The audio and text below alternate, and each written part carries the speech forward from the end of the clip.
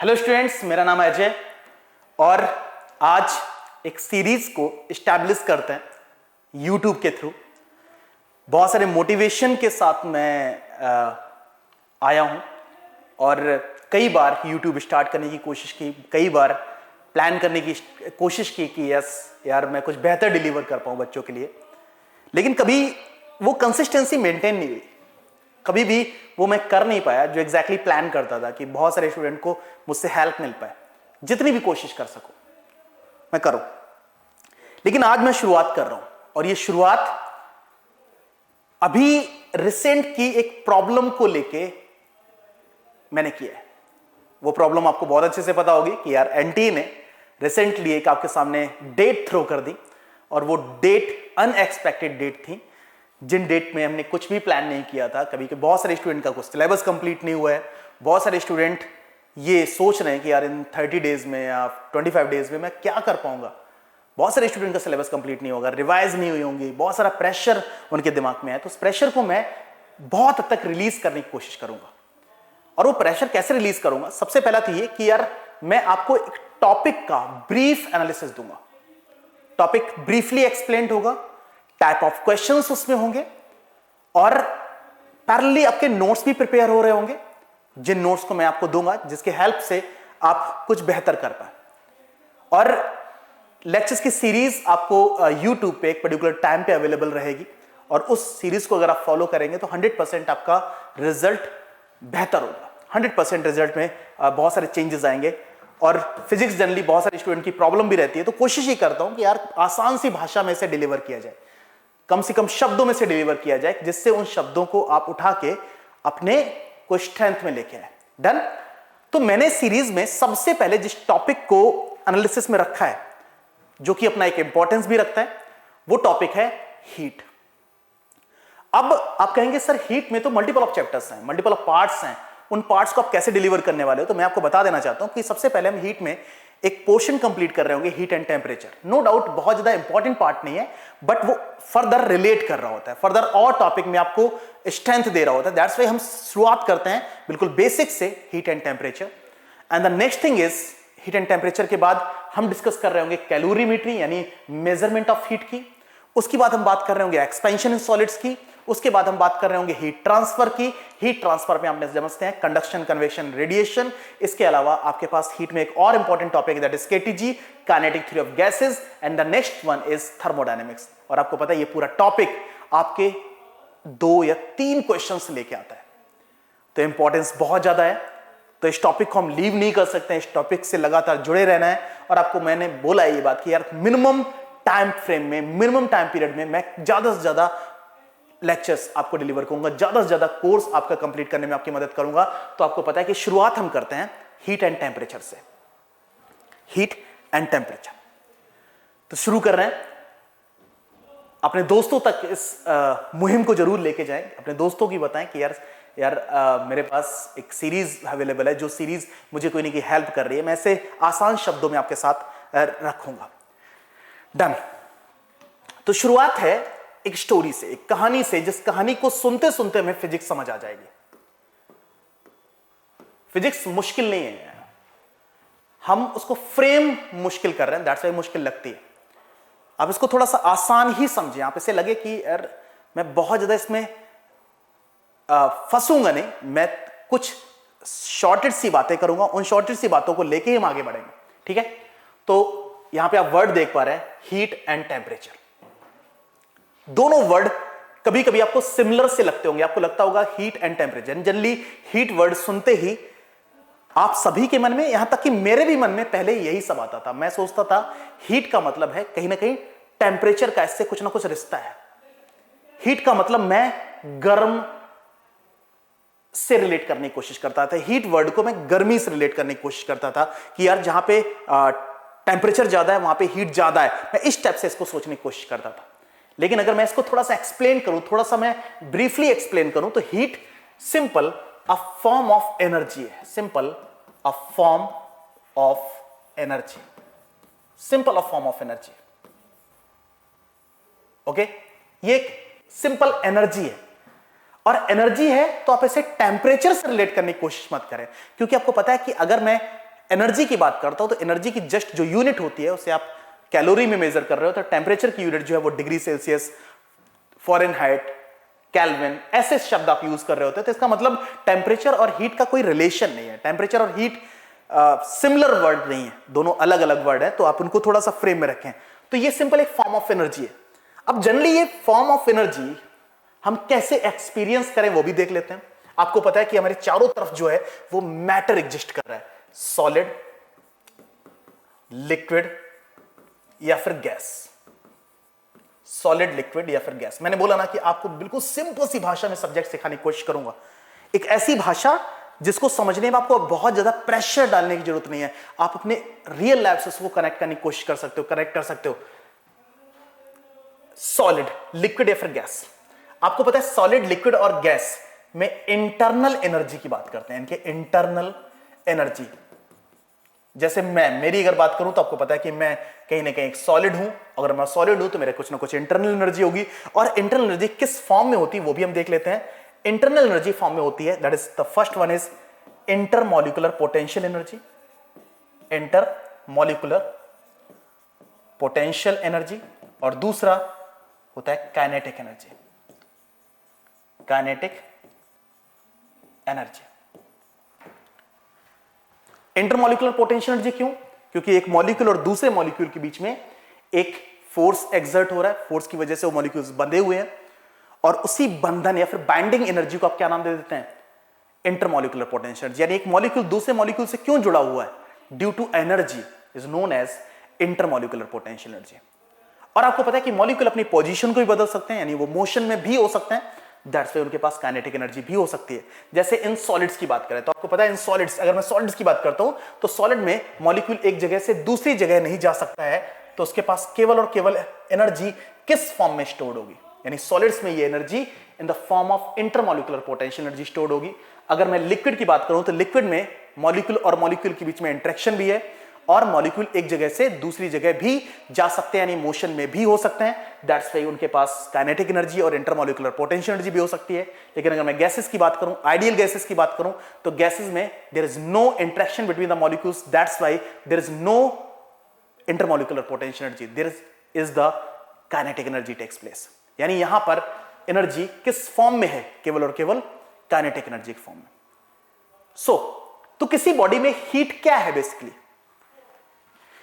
Heat है उसकी internal energy, और वो इंटरनल एनर्जी किस फॉर्म में स्टोर्ड है? That should be in intermolecular potential जो काइनेटिक एनर्जी। हम बात करते हैं सॉलिड, लिक्विड एंड गैसेस की, तो आपको पता है वो डिफरेंट वर्ड में आपको मैंने डिफरेंशिएट करके दिया कि यार सॉलिड में ये किस फॉर्म में होगा, लिक्विड में ये किस फॉर्म में होगा, और गैसेस में ये किस फॉर्म में होगा। So this is the form of energy only. Please आप इसे इस वर्ड से एक्सप्लेन करने की कोशिश मत करें, या फिर ऐसा फील करने की कोशिश मत करें कि यार हीट का मतलब ऐसा कुछ गर्म जैसा कुछ होता है। नो, ये सिंपल इंटरमॉलिक्यूलर पोटेंशियल जो काइनेटिक एनर्जी। जैसे मैं मेरी बॉडी की बात करता हूं या फिर ह्यूमन बॉडी की बात करता हूं, तो ह्यूमन बॉडी में कार्ब्स होता है, प्रोटीन होता है और फैट होता है। तो fat, carbs and protein basically क्या है?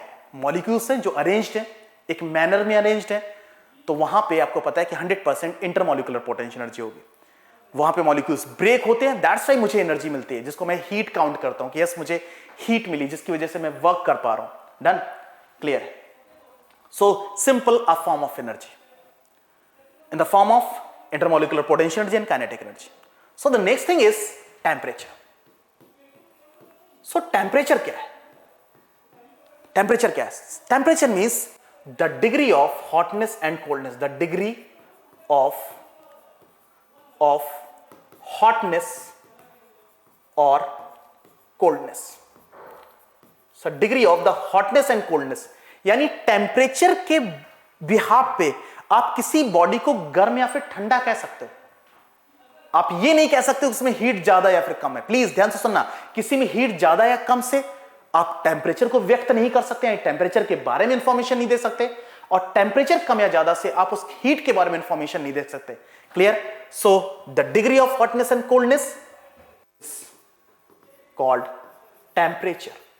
यानी टेम्परेचर से केवल और केवल आप एक बॉडी को गर्म या फिर ठंडा कह सकते हो। इसका मतलब टेम्परेचर जो वर्ड है वो रिलेटिव वर्ड है। क्या बेटा? रिलेटिव वर्ड है। जैसे एग्जांपल, आपके पास एक बॉडी ए है, एक बॉडी बी है, एक बॉडी सी है। ए का टेम्परेचर 10 डिग्री सेल्सियस, इसका 20 डिग्री सेल्सियस और इसका 30 डिग्री सेल्सियस है। तो आपको पता है B is hotter than A but colder than C. तो ए बॉडी, बी जो बॉडी है वो हॉट भी हो सकती है, कूल भी हो सकती है। वो डिपेंड करता है किसके रिस्पेक्ट में उसका तुलना कर रहे हैं, किसके रिस्पेक्ट में उसको हम स्टडी में ले रहे हैं। सो temperature means the just degree of hotness and coldness.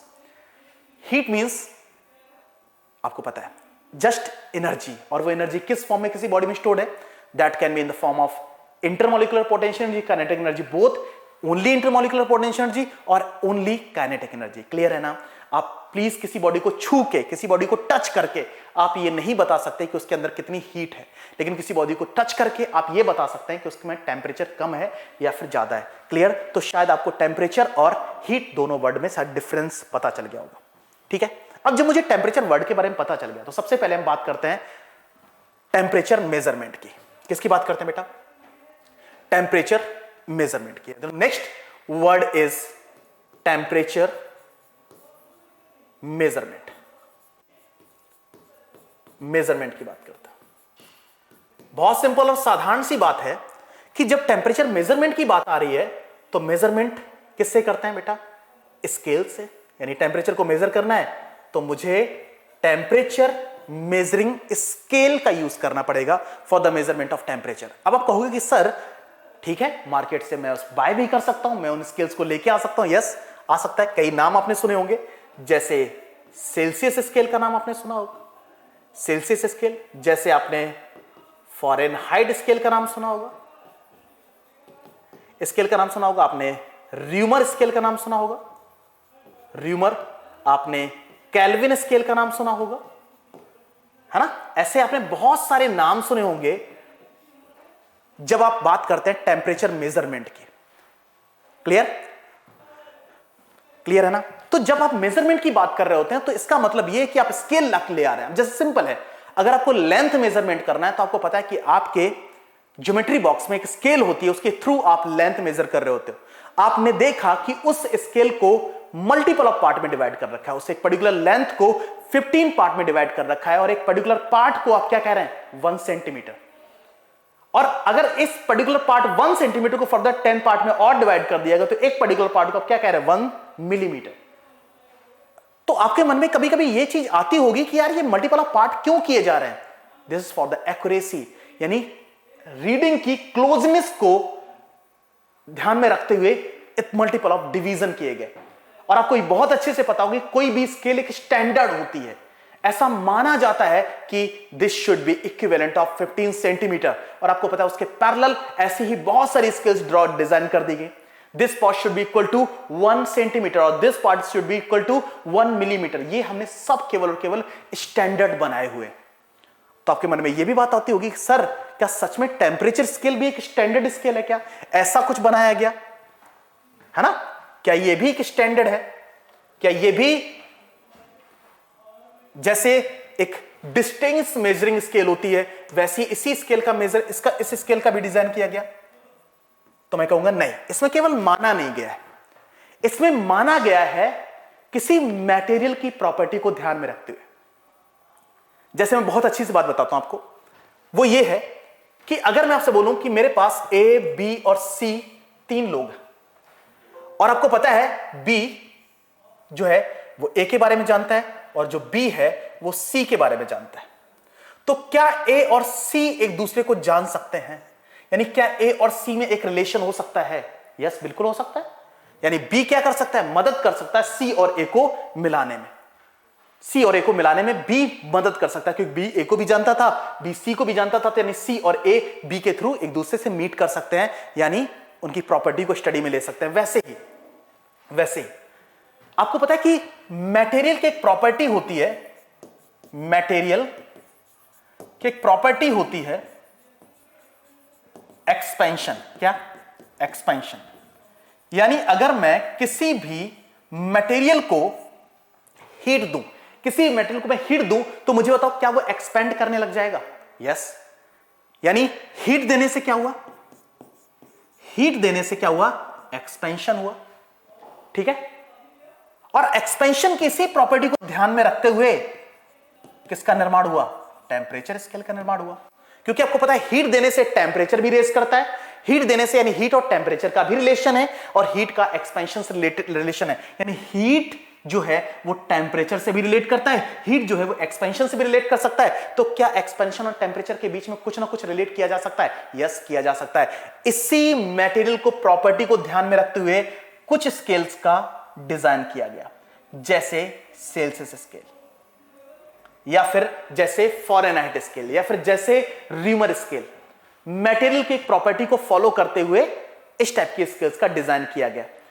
Simply एक ट्यूब में, ये ट्यूब है बहुत थिन ट्यूब, और आपको पता है ये बिल्कुल कैसी है, ये एक ट्यूब है, बहुत पतली सी ट्यूब, और इस ट्यूब में क्या भर दिया गया?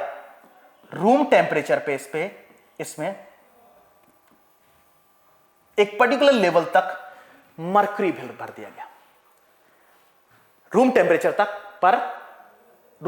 पर या फिर एक स्टैंडर्ड टेम्परेचर तक उसमें मर्क्यूरी भर दिया गया।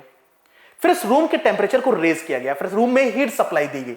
रूम में हीट सप्लाई दी गई तो, और हीट सप्लाई इतनी दी गई कि रूम के जो वाटर मॉलिक्यूल्स थे वो इवेपोरेट कर गए। तो आपको पता है ये इसका एक्सपेंशन स्टार्ट हुआ, यानी क्योंकि ये स्केल रखी हुई कहां थी? रूम के अंदर रखी हुई थी। दैट्स वाई ये लिक्विड क्या करना स्टार्ट किया? एक्सपेंड करना स्टार्ट किया, और एक्सपेंड होते होते कहां तक गया? एक्सपेंड होते हुए यहां तक गया। इस लेवल को क्या मान लिया गया? 100 डिग्री सेल्सियस। क्या नाम दे दिया गया? 100 डिग्री सेल्सियस।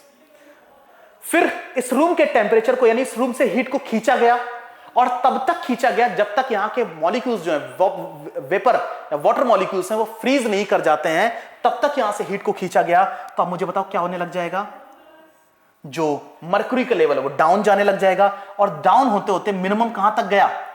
यानी जब फ्रीज कर गए, फ्रीज उस पॉइंट को क्या नाम दिया गया? 0 डिग्री सेल्सियस। क्या नाम दे दिया गया? और 0 से 100 तक कितने डिवीजन कर दिए गए? Total number division is 100 division. कितने कर दिए गए? 100 डिवीजन कर दिए गए।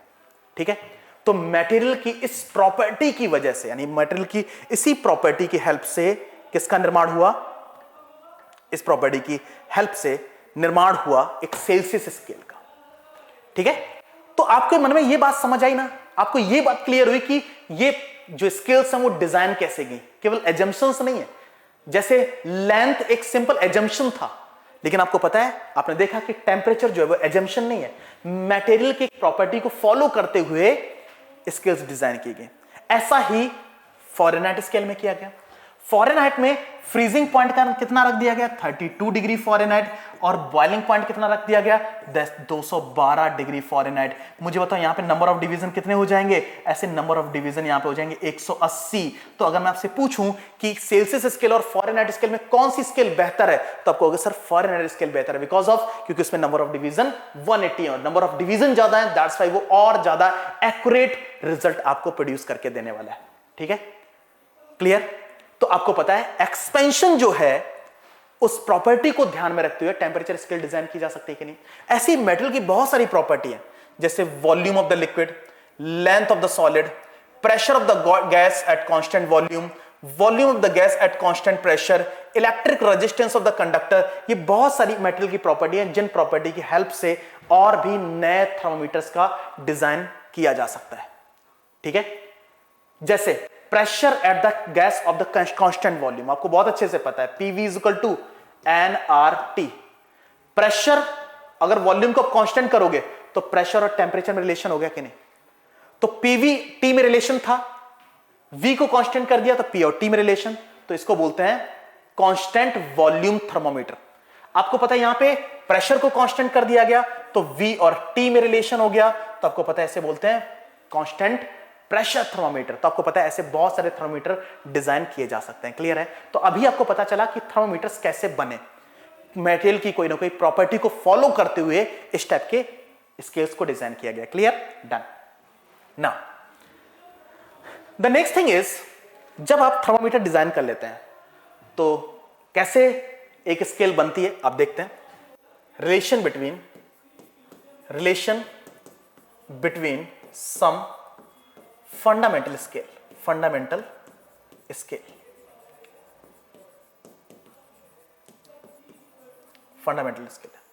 है ना, कुछ स्केल्स हैं जिनके में आप रिलेशन भी आप जानना चाहिए। C minus 0 upon 100 minus 0 is equal to F minus 32 upon 212 minus of 32 is equal to R minus 0 upon 80 minus 0। ये सेल्सियस, फॉरेनहाइट और र्यूमर स्केल में रिलेशन है ना, र्यूमर स्केल। आपको पता है सेल्सियस स्केल कैसे डिजाइन की गई? मेटल की एक्सपेंशन प्रॉपर्टी को ध्यान में रखते हुए। फॉरेनहाइट और र्यूमर ये तीनों स्केल कैसे डिजाइन हुई? मेटल की एक्सपेंशन प्रॉपर्टी को ध्यान में रखते हुए। ऐसे ही मैं भी कोई एक स्केल डिजाइन कर सकता हूं मेरे नाम की, मैं एक अननोन लेकिन मुझे मेटल की कोई डिफरेंट प्रॉपर्टी ध्यान में रखनी होगी। मेटल की कोई ना कोई प्रॉपर्टी को ध्यान में रखना होगा, और वो प्रॉपर्टी के अकॉर्डिंग मैं ऐसे लोअर हाफ पॉइंट, जिसको आप फ्रीजिंग पॉइंट कहते हैं, फ्रीजिंग पॉइंट कहते हैं, मुझे लोअर हाफ पॉइंट डिसाइड करना पड़ेगा। ऐसे ही मैं अपर हाफ पॉइंट डिसाइड करूंगा, जिसको आप बॉइलिंग पॉइंट कहते हैं, बॉइलिंग पॉइंट कहते हैं। तो जब मैं ये लोअर हाफ पॉइंट और अपर हाफ पॉइंट डिफाइन कर दूंगा, मैंने लोअर हाफ पॉइंट डिफाइन किया x और अपर हाफ पॉइंट डिफाइन किया और y, और मेरी स्केल का नाम है a, तो इसे मैं फर्दर कैसे लिख सकता हूं?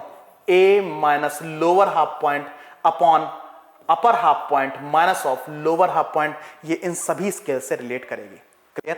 तो ऐसे मैं एक अननोन स्केल का निर्माण कर सकता हूं, अननोन स्केल को फॉर्म कर सकता हूं। क्लियर? तो ऐसा जरूरी नहीं कि क्या मैं मेरे नाम की स्केल डिजाइन कर सकता हूं? यस, कर सकता हूं, लेकिन मुझे मटेरियल की कोई डिफरेंट प्रॉपर्टी को फॉलो करते हुए करना पड़ेगा ऐसा। डन? क्लियर? तो ये आपके पास कुछ रिलेशन है। हम यहां पे टेम्परेचर के बारे में जान रहे होते हैं, तो ये कुछ जनरल स्केल। इसके अलावा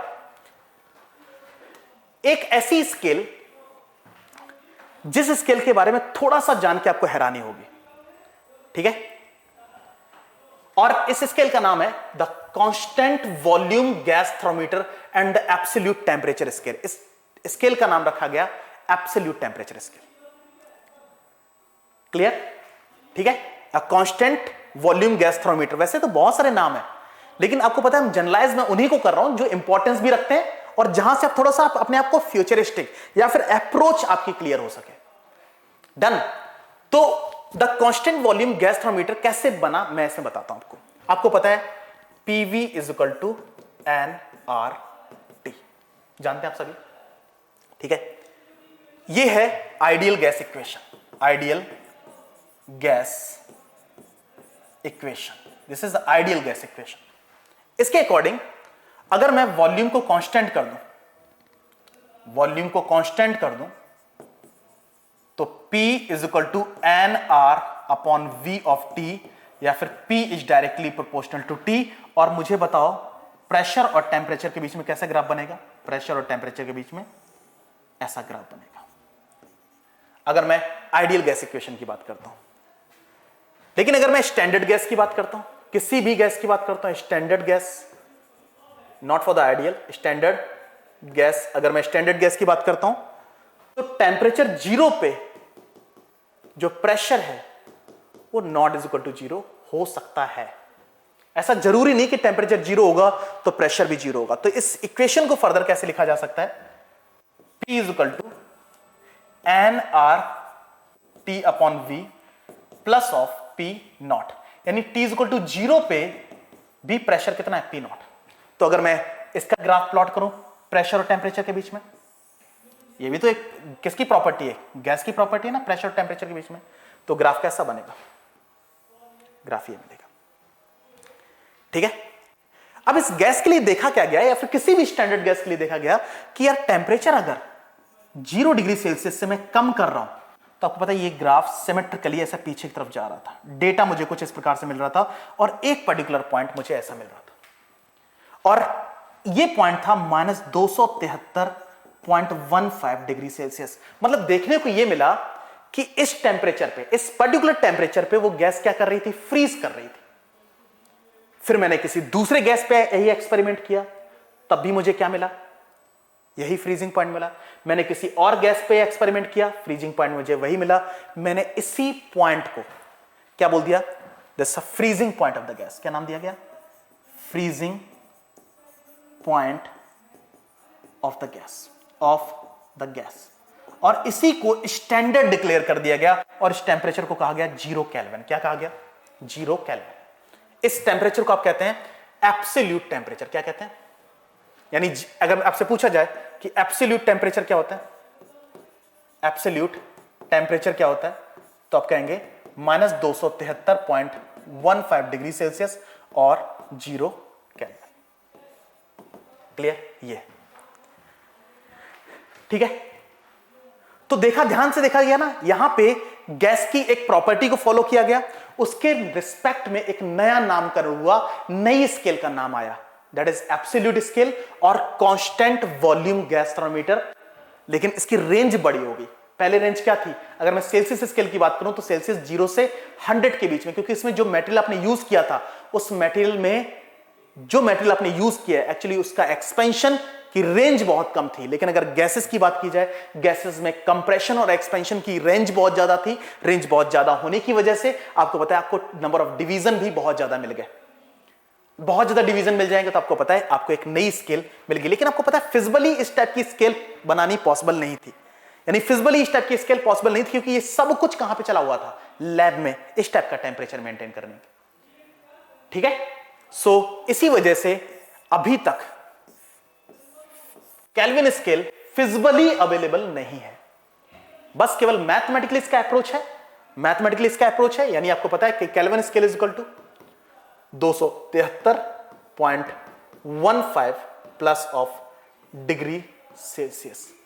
तो केल्विन और डिग्री सेल्सियस में मैथमेटिकल तो रिलेशन है, बट यहां पे इसका फिजिकल प्रेजेंस नहीं। लाइक आप र्यूमर स्केल मार्केट से लाते हैं, फॉरेनहाइट स्केल आप मार्केट से लाते हैं, सेल्सियस स्केल आप मार्केट से लाते हैं, वो आपको मिल जाएगी, बट ये स्केल आपको मार्केट में अवेलेबल नहीं होगी, क्योंकि आपको पता है इस टाइप का फिजिकल प्रेजेंस है, फिजिकल अवेलेबिलिटी इसकी पॉसिबल नहीं है। क्लियर है ना?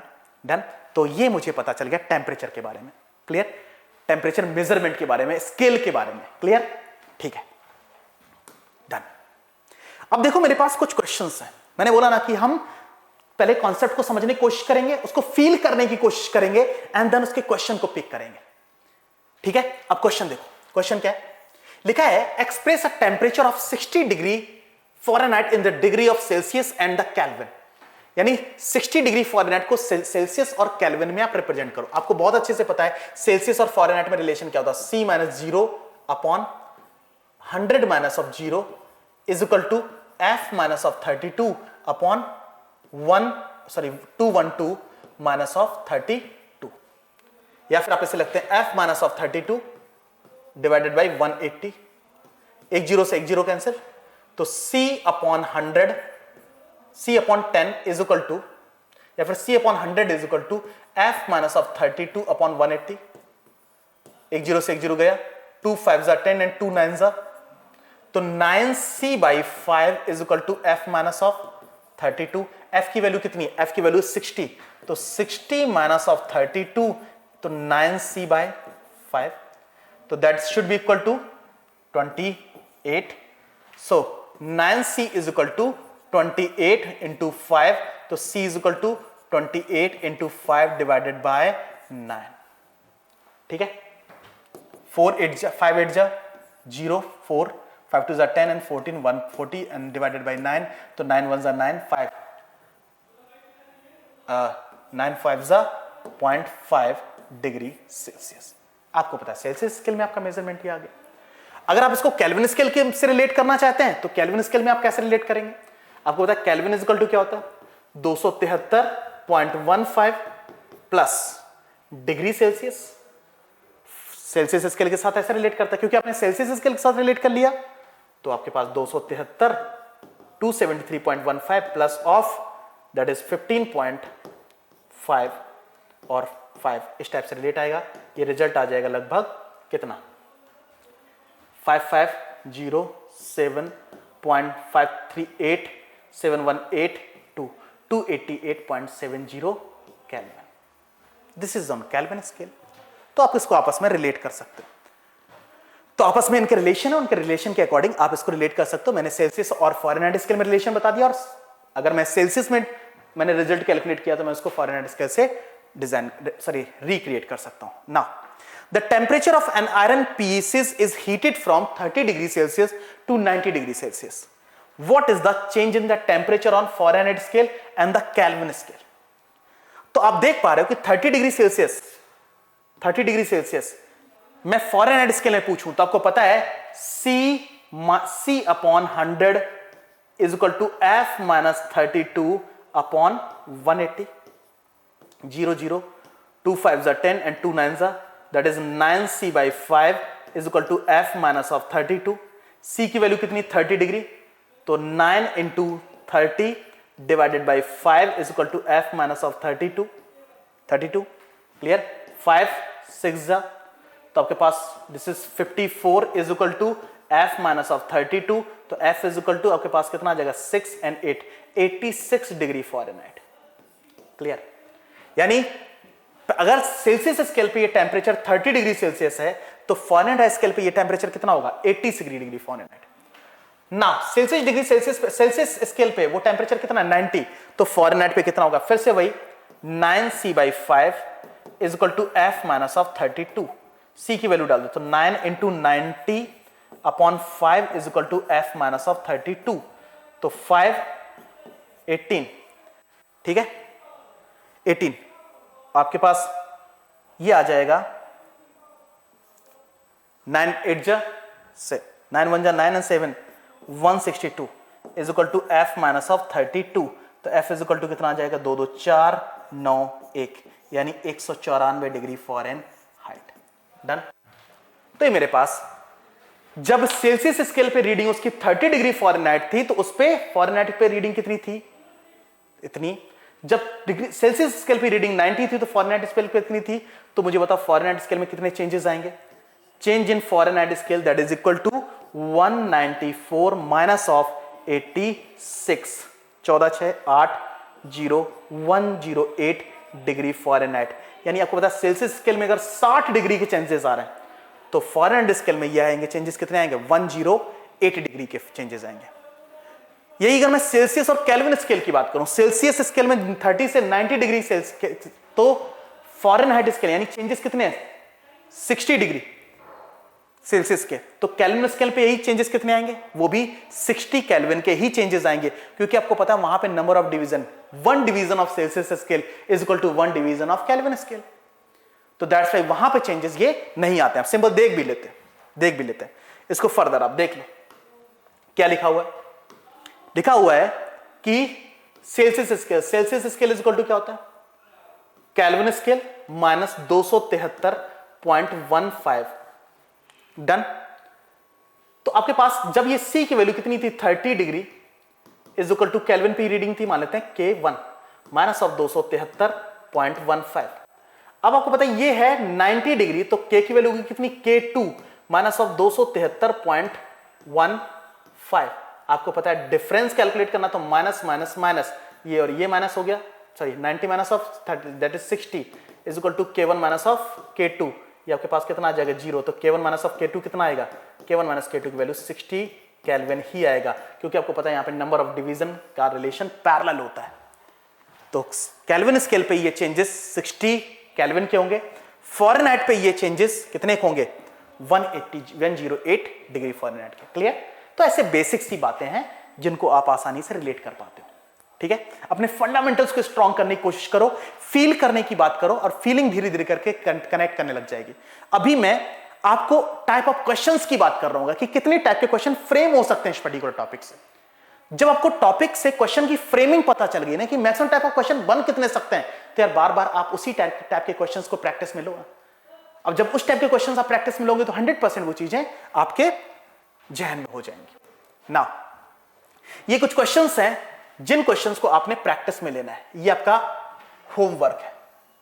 ठीक है. ये कुछ क्वेश्चंस हैं जो अपने प्रैक्टिस में लेने हैं, जो मैंने कराए एक दो क्वेश्चंस उनके बिहाफ पे ही मैंने क्वेश्चंस डिजाइन किए हैं, तो उन क्वेश्चंस को आप फॉलो अप में लेंगे. नेक्स्ट, तो टेम्परेचर के बारे में आपको थोड़ी सी जानकारी हो गई. अब जब टेम्परेचर मेजरमेंट आप सीख गए तो नेक्स्ट पार्ट जो आपका स्टार्ट होता है दैट इज कैलोरीमेट्री. टेम्परेचर के बारे में बस केवल इतनी सी इंफॉर्मेशन इनफ है. वैसे तो मैंने बहुत ज्यादा ब्रीफ कर दिया, बहुत ज्यादा इसको एक्सपेंड कर दिया, बहुत ज्यादा खींच दिया, बट आप इतना जान लेते हैं तो इनफ है। इसको थोड़ा सा आप स्पीड में देखना, जिससे क्या होगा कि आप जल्दी से चीजों को कवर करेंगे। नेक्स्ट है कैलोरीमेट्री। अगर मैं कैलोरीमेट्री की बात करूं तो calorimetry means the branch of physics which deals with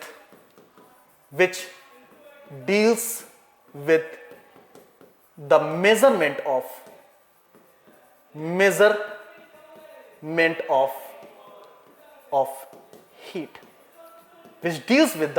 of heat, यानी हम इस ब्रांच में हीट को मेजर करना सीखेंगे। इससे पहले जैसे मैंने टेम्परेचर को मेजर करना सिखाया, वैसे ही अब मैं किसी बॉडी में हीट को मेजर करना सिखाऊंगा। क्लियर? और जब हीट को मेजर करना सीखते हैं ना, तो उसमें कुछ वर्ड, किसी बॉडी के कुछ टर्म्स आपको बहुत अच्छे से पता होना चाहिए। आपको ये तो बहुत अच्छे से पता है कि किसी बॉडी में जो हीट है ना, किसी बॉडी में जो हीट है वो intermolecular potential energy, intermolecular potential energy और काइनेटिक एनर्जी के फॉर्म में स्टोर्ड है। इंटरमॉलिक्यूलर पोटेंशियल एनर्जी और काइनेटिक एनर्जी के फॉर्म में स्टोर्ड है। दैट्स वाई आप इसे छू के ये पता नहीं लगा सकते हैं। तो हीट का मेजरमेंट कभी भी हमारे पर्सनल एक्सपीरियंस से नहीं किया जा सकता है, हमारे सेंसेस से इसको कैलकुलेट नहीं किया जा सकता है। तो उसके लिए हम कुछ वर्ड सीखने पड़ेंगे, और उसमें सबसे पहला वर्ड है that is specific heat. Specific heat, अब समझते हैं स्पेसिफिक हीट क्या होता है। Heat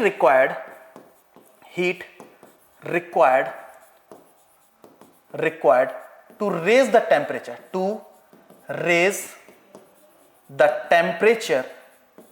by 1 degree Celsius of 1 gram substance. Heat required to raise the temperature by 1 degree Celsius of 1 gram substance. देख पा रहे हैं आप, यहां पे मास स्पेसिफिक है। हम 1 ग्राम मास की बात कर रहे हैं, हम 1 ग्राम मास की बात कर रहे हैं। क्लियर है? तो वो हीट जिससे हम किसी मेटल का टेम्परेचर 1 डिग्री सेल्सियस बढ़ाने के लिए, यानी 1 ग्राम सब्सटेंस का टेम्परेचर 1 डिग्री सेल्सियस बढ़ाने की जितनी हीट की जरूरत होती है, वो उस मटेरियल के लिए स्पेसिफिक हीट कैपेसिटी होती है। उसे आप क्या कहते हैं? Specific heat capacity. उसे आप स्पेसिफिक हीट कैपेसिटी कहते हैं। क्लियर? अब इसको थोड़ा सा अंडरस्टैंड करते हैं। आपको पता है कि जो Q है, किसी बॉडी में हीट जिसको हम Q से डिनोट करते हैं, वो डायरेक्टली प्रोपोर्शनल होती है मास के। किसके? मास के। यानी किसी बॉडी में आप टेम्परेचर से हीट को मेजर नहीं कर सकते हैं, आपको उसमें मास भी ध्यान में रखना होगा। Q जो होता है वो डायरेक्टली प्रोपोर्शनल होता है टेम्परेचर के, यानी जब आप उसे हीट दे रहे हो तो उसमें टेम्परेचर में कितने चेंजेस आए, या फिर सिंपली हम इसे टेम्परेचर ही लिखें। मैं इसे सिंपल टेम्परेचर ही लिखूं, यानी किसी बॉडी में हीट टेम्परेचर के डायरेक्टली प्रोपोर्शनल होती है। यानी केवल टेम्परेचर से इसको रिलेट करने की कोशिश मत करें प्लीज, इसको मास से। तो ये इक्वेशन फर्स्ट है और ये इक्वेशन सेकंड है। तो by the equation first and second है Q is directly proportional to m t। जब प्रोपोर्शनलिटी साइन हटाते तो कांस्टेंट आता, दैट इज mc t, या फिर mc डेल्टा t। यहां पे c इज इक्वल टू क्या लिख सकते हैं? Q upon m delta t, and c is known as specific heat capacity. Q for the calorie per gram degree Celsius, इसकी unit. आप इसको जूल के फॉर्म में लिख सकते हैं। आपको बहुत अच्छे से पता होगा कि 1 कैलोरी इज इक्वल टू होता है 4.2 जूल।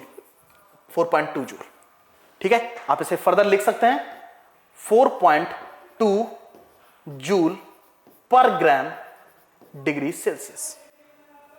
क्लियर? ऐसे भी लिख सकते हैं। एक बात समझ आती है कि 1 ग्राम सब्सटेंस का टेम्परेचर 1 डिग्री सेल्सियस बढ़ाने के लिए जितने हीट की जरूरत होती है उसे बोलते हैं स्पेसिफिक हीट कैपेसिटी। ठीक है? स्पेसिफिक मतलब फिक्स। और आपको पता है कि ये डिपेंड किस पे करता है? ये मटेरियल डिपेंडेंट प्रॉपर्टी। कौन सी? Material dependent property. Material dependent, ये मटेरियल पे डिपेंड करती है कि मटेरियल है कौन सा। This is known as specific heat capacity. 1 gram substance, यहां पे सब्सटेंस फिक्स है, जैसे मैं आपसे बोलूं कि 1 ग्राम कॉपर की बात करता है, तो 1 ग्राम कॉपर का टेम्परेचर 1 डिग्री सेल्सियस बढ़ाने के लिए हीट की जरूरत है कि नहीं? अब 1 ग्राम एल्यूमिनियम लूं तो आपको पता है कि मुझे कुछ अलग हीट की जरूरत होगी। इसका मतलब एल्यूमिनियम और कॉपर की स्पेसिफिक हीट कैपेसिटीज अलग अलग होती हैं, क्योंकि दोनों में टेम्परेचर मैं कितना रेज कर रहा हूं 1 डिग्री सेल्सियस, लेकिन दोनों में हीट की जरूरत अलग अलग है। दोनों का मास भी इक्वल है, बट दोनों में स्पेसिफिक हीट कैपेसिटी अलग अलग है। तो स्पेसिफिक हीट कैपेसिटी किस पे डिपेंड करती है? मटेरियल पे डिपेंड करती है कि मेटेरियल कौन सा है। अगर मैं 100 ग्राम की बात करूं, किसकी बात करूं? 100 ग्राम कॉपर की बात करूं, तो 100 ग्राम कॉपर की स्पेसिफिक हीट कैपेसिटी भी उतनी होगी, क्योंकि आपको पता है 100 ग्राम का टेम्परेचर, 100 ग्राम अगर मैं कॉपर की बात करूं तो 100 ग्राम में मैं 1 ग्राम ही चुनूंगा, तो 100 ग्राम का टेम्परेचर मुझे फिर चेंज करना पड़ेगा पर डिग्री सेल्सियस। तो 100 ग्राम कॉपर का टेम्परेचर 1 डिग्री सेल्सियस बढ़ाने के लिए भी मुझे कितनी हीट की जरूरत है? उतनी ही हीट की जरूरत है। दैट्स व्हाई किस पे डिपेंड करता है? ये मटेरियल पे डिपेंड करता है। क्लियर? वैसे मैं इसमें थोड़ा सा कॉन्ट्रडिक्ट करना चाहता हूं, थोड़ी सी बातें और बताना चाहता हूं। Actually specific heat capacity constant value, generally ये कांस्टेंट वैल्यू डिक्लेयर्ड है, जनरली कांस्टेंट वैल्यू, लेकिन ये जनरली कांस्टेंट वैल्यू होती नहीं है। ये एक्चुअली टेम्परेचर का फंक्शन होती है। यानी जो स्पेसिफिक हीट कैपेसिटी है, heat required to raise the temperature by 1 degree Celsius of 1 gram substance is called specific heat capacity. लेकिन जैसे जैसे बॉडी का टेम्परेचर बढ़ता जाता है, जैसे मान लेते हैं मैंने वाटर की बात की, आपको पता है कि वाटर के लिए स्पेसिफिक हीट कैपेसिटी, वाटर के लिए अगर मैं वाटर की बात करूं तो वाटर के लिए स्पेसिफिक हीट कैपेसिटी कितनी है? स्पेसिफिक हीट कैपेसिटी जो है वो है 1 calorie per gram degree Celsius. Water के लिए वैल्यू ये, लेकिन 0 से लेके 100 डिग्री सेल्सियस तक, 0 से लेके 100 डिग्री सेल्सियस तक मैं ये वैल्यू इतनी ही मान लेता हूं 1 calorie per gram degree Celsius, जबकि ऐसा नहीं होता। जैसे जैसे वाटर का टेम्परेचर बढ़ता जाता है वैसे वैसे स्पेसिफिक हीट कैपेसिटी बदलती जाती है। यानी specific heat capacity is the function of temperature. ये टेम्परेचर का फंक्शन है, बट स्पेसिफिक हीट कैपेसिटी में इतने माइन्यूट चेंजेस आते हैं कि उन चेंजेस को मैं यहां पे ऑब्जर्वेशन में नहीं लेता हूं और मैं सी को कांस्टेंट वैल्यू ही डिक्लेयर कर देता हूं, जबकि ये एक टेम्परेचर डिपेंडेंट बिहेवियर है। इस पॉइंट को देखो, मैंने यहां पे लिखा भी है, लिखा है in general C is a function of temperature but normally variation is C is small, so it is assumed to be constant for wide range of temperature.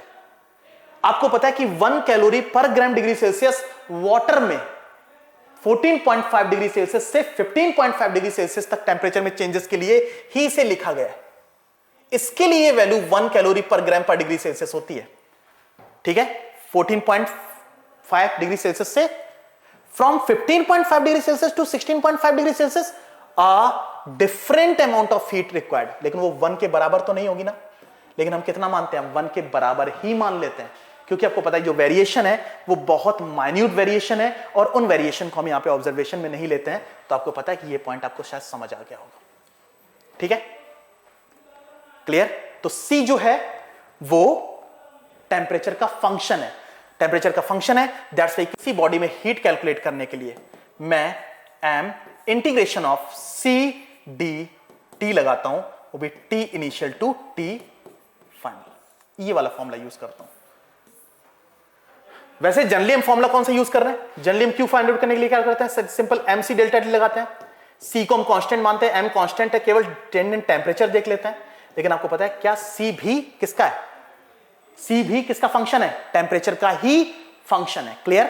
That's why आप इसको integration of C D T लिखते हैं। Clear है ना? तो जिससे मैं total heat find out करके दे पाऊंगा। ठीक है, clear? Done.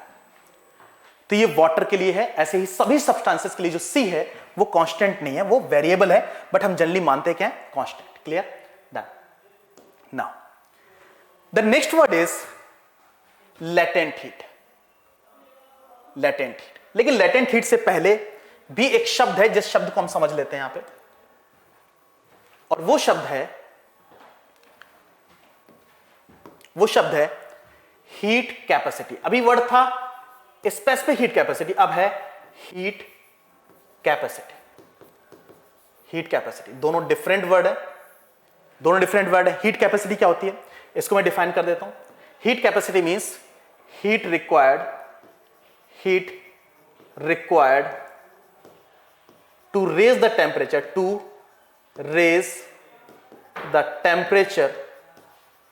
by 1 degree Celsius of any substance.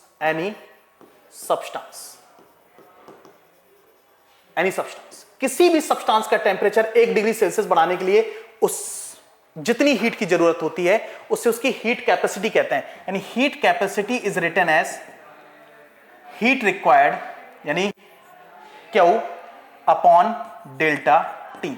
This is calorie per degree Celsius. Calorie per degree Celsius. आप इसे फर्दर, आपको पता है स्पेसिफिक हीट कैपेसिटी क्या होता है? स्पेसिफिक हीट कैपेसिटी यानी Q इज इक्वल टू, आप MC डेल्टा T जानते हैं। अगर मैं Q की वैल्यू यहां पे डाल दूं तो हीट कैपेसिटी आपके पास कितना आ जाएगा?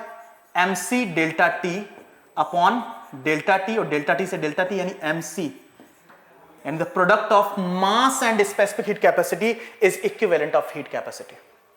Mass and specific heat capacity is equivalent of heat capacity. तो heat capacity मटेरियल पे तो डिपेंड करता है लेकिन मास पे भी डिपेंड करता है। किस पे डिपेंड करता है? मास। जैसे एग्जांपल, मैं कॉपर लेता हूं Cu और मैं ये कॉपर का बड़ा टुकड़ा लेता हूं Cu। दोनों के लिए स्पेसिफिक हीट कैपेसिटी कितनी है? C।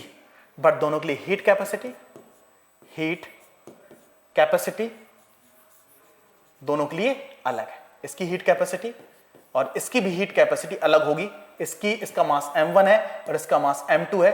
अगर m2 का value greater than of m1 है तो 100% heat capacity of second object should be greater than of first object. दोनों की स्पेसिफिक हीट कैपेसिटी किस पे? दोनों की मटेरियल डिपेंडेंट है, दोनों मटेरियल सेम है। अगर मटेरियल दोनों सेम है दैट्स वाई दोनों की स्पेसिफिक हीट कैपेसिटी सेम है, बट हीट कैपेसिटी दोनों की डिफरेंट है। हीट कैपेसिटी मतलब वो बॉडी कितना हीट एक्वायर कर सकती है। जैसे मैं और आप लोगों में से एक, अगर मैं मेरी बात करूं और आपकी बात करूं तो हम सेम मटेरियल है, तो हम दोनों की स्पेसिफिक हीट कैपेसिटी यानी मेरा 1 ग्राम ले लो और आपका 1 ग्राम ले लो, दोनों का 1 ग्राम मटेरियल लो और दोनों को हीट कितनी जरूरत रहेगी 1 डिग्री सेल्सियस बढ़ाने के लिए? सेम। लेकिन आपको पता है मेरी बॉडी में और आपकी बॉडी का हीट कैपेसिटी अलग अलग है। मेरी बॉडी में इस टाइम फैट ज्यादा है, दैट्स व्हाई मेरी बॉडी में ज्यादा हीट एक्वायर्ड है क्योंकि मेरा मास ज्यादा है। तो हीट कैपेसिटी एक डिफरेंट वर्ड होता है और स्पेसिफिक हीट कैपेसिटी एक डिफरेंट वर्ड होता है।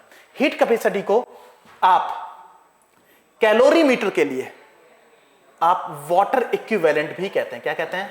Water equivalent. तो कई बार वाटर इक्विवेलेंट वर्ड यूज किया जाएगा, तो ध्यान से देखना, वाटर इक्विवेलेंट को आप हीट कैपेसिटी ही कहते हैं। एक्चुअली हीट कैपेसिटी ही वाटर इक्विवेलेंट होता है। Unit calorie per degree Celsius. Done. This is heat capacity. Now the next word is latent heat. कौन सा वर्ड है? Latent heat. मैंने बोला ना कि बिल्कुल सिंपल से वर्ड है जिन वर्ड के बिहाफ पे आप चीजों को ऑब्जर्वेशन में ले सकते हैं। तो नेक्स्ट वर्ड क्या है? शायद दोनों वर्ड आप अच्छे से समझ गए होंगे। Specific heat capacity and heat capacity दोनों वर्ड समझ गए। अब हम बात करते हैं लेटेंट हीट। लेटेंट हीट क्या होता है? Heat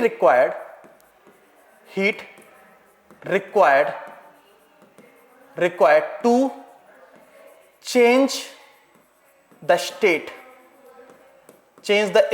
of material without any change in temperature,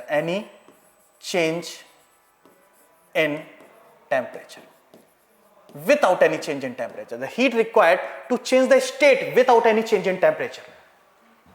यानी वो हीट जिसकी वजह से किसी मेटेरियल का स्टेट ही बदल रहा है। लाइक लिक्विड से सॉलिड बनना या सॉलिड से लिक्विड बनना, लिक्विड से गैस बनना या फिर गैस का लिक्विड बनना। ठीक है? ओके? तो आपको पता है कि जब चेंज इन स्टेट, तो आपको पता है कुछ ना कुछ एनर्जी देनी पड़ेगी या फिर निकालनी पड़ेगी। तो जब लिक्विड से सॉलिड में कन्वर्जन हुआ तो आपको पता है उस टाइम टेंपरेचर में कोई चेंजेस नहीं आ रहे होते हैं। जैसे एग्जांपल लेते हैं, एग्जांपल मानते ये आइस का टुकड़ा है जिसका टेंपरेचर 0 डिग्री सेल्सियस है। आपको पता है कि जब तक ये पूरा पिघल नहीं जाता और वाटर नहीं बन जाता तब तक इसका टेंपरेचर कितना रहेगा? 0 डिग्री सेल्सियस ही रहेगा। यानी जब तक स्टेट चेंज हो रही होती है तब तक टेम्परेचर में कोई चेंजेस नहीं हो रहते हैं। तो इसका मतलब इस समय जो हीट इसको दी गई, इस समय जो इसको हीट दी गई जिसकी वजह से वाटर बना, तो ये हीट किस में यूज हो गई? ये फेज चेंज करने में या फिर स्टेट चेंज करने में यूज हो रही है, ना कि टेम्परेचर को चेंज करने में। इसी वजह से इस हीट को आप हिडन हीट भी कहते हैं। क्या कहते हैं? Hidden heat. Why? Because of generally अगर किसी बॉडी को हीट देंगे तो उसका टेम्परेचर इंक्रीज करेगा, अगर हीट निकालेंगे तो टेम्परेचर डिक्रीज करेगा। बट यहां पे क्या हो रहा है? यहां पे टेम्परेचर में कोई चेंजेस नहीं आ रहे हैं। दैट्स वाई इस हीट को क्या कह देते हैं आप? हिडन हीट भी कह देते हैं। इसको हम लिखते हैं Q is equal to ml या फिर L is equal to Q by M, जैसे calorie per gram, for the calorie per ग्राम। कुछ वैल्यूज हैं जो आपको लर्न कर लेनी है। जैसे अगर मैं आपसे बोलूं कि लेटेंट हीट, जैसे आपको पता है कि यहां पे लिक्विड से सॉलिड या सॉलिड से लिक्विड बनना, दिस इज कॉल्ड मेल्टिंग और फ्रीजिंग। मेल्टिंग और फ्रीजिंग, जैसे लिक्विड से सॉलिड बनना फ्रीजिंग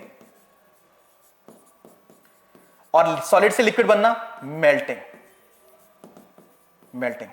लिक्विड से गैस बनना, दिस इज इवेपोरेशन, वेपोराइजेशन इसको बोलते हैं।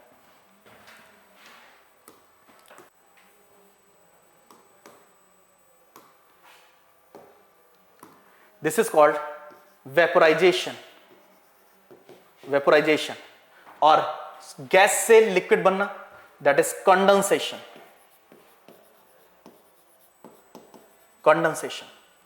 ठीक है, ये कुछ टर्मिनोलॉजी हैं जिनको हम यूज करते हैं और स्पेसिफिक हीट कैपेसिटी के नाम भी उसके अकॉर्डिंग ही चेंज हो जाते हैं। जैसे लेटेंट हीट ऑफ मेल्टिंग 100% वो लेटेंट हीट ऑफ फ्रीजिंग के बराबर होगा, फ्रीजिंग के बराबर होगा। और अगर आप ये चीज वाटर और आइस के लिए लिखते हो, वाटर या फिर आइस के लिए लिखते हो, आइस के लिए लिखते हो, तो ये आपके पास जो वैल्यू होती है दैट इज 80 कैलोरी पर ग्राम। यानी अगर आपने 1 ग्राम आइस को पूरा वाटर बनाना है तो आपको 80 कैलोरी 1 ग्राम के लिए चाहिए, और वाटर को आइस बनाना है तो 80 कैलोरी आपने 1 ग्राम से खींचना पड़ेगा, तब वो बनेगा आइस। अगर मैं वेपोराइजेशन की बात करूं, यानी latent heat of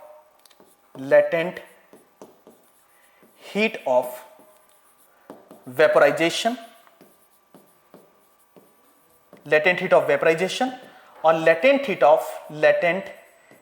of condensation, heat of condensation की बात करें, कंडेंसेशन की बात करें तो that is equal to 540 calorie per gram. ठीक है, 1 ग्राम पानी को वेपर बनाने के लिए, 1 ग्राम पानी को वेपर बनाने के लिए कितनी हीट की जरूरत होती है? 540। लेकिन पानी उस टाइम कितना टेम्परेचर होना चाहिए? 100 डिग्री सेल्सियस होना चाहिए। और 100 डिग्री सेल्सियस का वेपर को पानी बनाने के लिए जितनी हीट उससे निकालनी पड़ेगी दैट इज 540 कैलोरी पर ग्राम। ये मैंने लिक्विड के लिए या फिर आप बोल सकते हो वाटर के लिए एस्टैब्लिश कर दिया। ये वैल्यूज आप लर्न भी कर लो, कई बार क्वेश्चंस में अवेलेबल नहीं होती हैं तो आप उनका यूज करके रिजल्ट क्रिएट कर सकते हो। क्लियर? डन। ये तो बात होगी कुछ स्पेसिफिक वर्ड की। उसके बाद हम इस टाइम जो टॉपिक सीख रहे हैं, आपको पता है कि ये हम कैलोरीमेट्री सीख रहे हैं, यानी मेजरमेंट ऑफ हीट सीख रहे हैं। तो इसमें और भी शब्द आते हैं, उन शब्दों को भी हम थोड़ा सा यहां पे स्टडी में ले लेते हैं। जैसे आजकल आप मॉर्निंग उठते होंगे, सर्दी का समय है, पहले पानी गर्म करते होंगे, फिर उसमें ठंडा पानी मिलाते होंगे, वो और ठंडा हो जाता होगा, फिर गर्म पानी मिलाते होंगे। ये बहुत ज्यादा प्रैक्टिस में है आपके। तो इस टाइप के क्वेश्चंस को भी हम समझ लेते हैं। और हम बात कर रहे हैं मिक्सिंग ऑफ लिक्विड और सॉलिड। ठीक है, तो मिक्सिंग से रिलेटेड या फिर मिक्सचर से रिलेटेड भी क्वेश्चन कैसे कैसे बन सकते हैं। सबसे पहले आपको पता है कि लिक्विड में आप कोई सॉलिड प्लेस कर देते हो, या फिर लिक्विड में आप कोई लिक्विड डाल देते हो, तो मिक्सिंग ये दो टाइप की हो सकती है और दोनों टाइप की मिक्सिंग से रिलेटेड क्वेश्चंस बन सकते हैं, ठीक है। और ये मिक्सिंग एक्चुअली जो की जाती है वो किसी कैलोरीमीटर में की जाती है, कैलोरीमीटर में की जाती है for the measurement of heat. और कैलोरीमीटर जिस प्रिंसिपल पे आधारित है, that is the principle of conservation of energy, conservation of energy, यानी कैलोरीमीटर किस पे बेस्ड है, कंजर्वेशन ऑफ एनर्जी पे बेस्ड एक एप्लीकेशन है जहां से आप किसी बॉडी में मिक्सिंग से रिलेटेड कुछ ना कुछ कॉन्सेप्ट्स क्लियर कर सकते हो। अब जैसे एग्जांपल है, आपने फर्स्ट केस क्या किया, फर्स्ट केस आपने किया, आपने सॉलिड को लिक्विड में डाला, लेकिन सॉलिड ऐसा रखा जो सॉलिड है, जो इसमें घुलता नहीं है, इस टाइप का सॉलिड। तो आपको पता है सॉलिड के लिए अगर मैं बात करूं तो सॉलिड का मास भी होगा, mass of the solid, solid की स्पेसिफिक हीट कैपेसिटी भी होगी और सॉलिड का टेम्परेचर भी होगा, ठीक है। उसके बाद अगर मैं लिक्विड की बात करूं तो लिक्विड का मास भी होगा, mass of the liquid, specific heat capacity भी होगी और टेम्परेचर भी होगा। लेकिन सॉलिड को जब आपने लिक्विड में डाला, तो आपको पता है कि लिक्विड में डालते ही एक टेम्परेचर इक्विलिब्रियम क्रिएट होगा कुछ समय के पश्चात। अगर बाई चांस सॉलिड का टेम्परेचर ज्यादा है तो सॉलिड से हीट कहां से कहां जाने लग जाएगी, लिक्विड में। लिक्विड का टेम्परेचर ज्यादा है तो लिक्विड से हीट कहां जाने लग जाएगी, सॉलिड में। ऐसा होगा कि नहीं, है ना। Heat transferred from higher temperature to lower temperature, ये आप सभी को बहुत अच्छे से पता है, ठीक है। तो सॉलिड और लिक्विड को जब मिक्स किया गया तो मिक्सिंग के बाद आपने देखा क्या कि अगर बाई चांस सॉलिड का टेम्परेचर ज्यादा था तो हीट कहां से कहां ट्रांसफर हुई, तो थर्मल इक्विलिब्रियम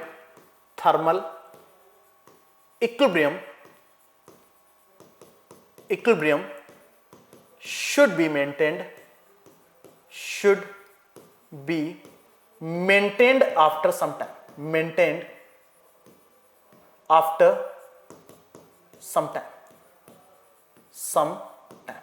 यानी एक पर्टिकुलर टाइम के बाद एक थर्मल इक्विलिब्रियम क्रिएट होगा और एक टेम्परेचर हो जाएगा T। तो यहां पे heat loss is equal to heat gain. वो डिपेंड करता है कि किसने लूज की और किसने गेन की। अगर हीट ट्रांसफर हुई सॉलिड से लिक्विड में तो हीट लॉस किसने की, सॉलिड में। तो हीट लॉस यानी पहले उसकी हीट कितनी थी, MS CS TS, और अब उसकी हीट कितनी है, MS CS T। Heat loss हुई और वो किससे मिली, heat gain by the liquid. तो MlClT माइनस ऑफ MlClTl, ये आपके पास इक्वेशन बन जाती है और इस इक्वेशन से आप कोई ना कोई अननोन वेरिएबल सॉल्व कर सकते हो। तो आपने देखा कि यहां पे मैंने सिंपल एनर्जी कंजर्वेशन प्रिंसिपल लगाया और इस प्रिंसिपल की हेल्प से मैं एक अननोन, यहां पे मैं T भी कैलकुलेट कर सकता हूं। वो डिपेंड करता है मुझे क्या नहीं इंफॉर्मेशन है।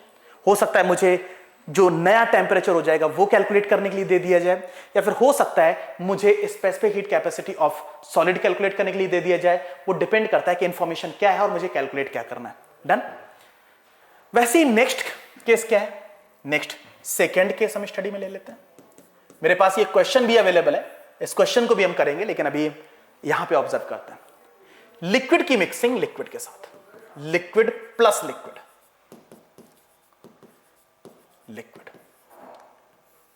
अब लिक्विड और लिक्विड की मिक्सिंग में लिक्विड सेम भी हो सकते हैं और डिफरेंट भी हो सकते हैं।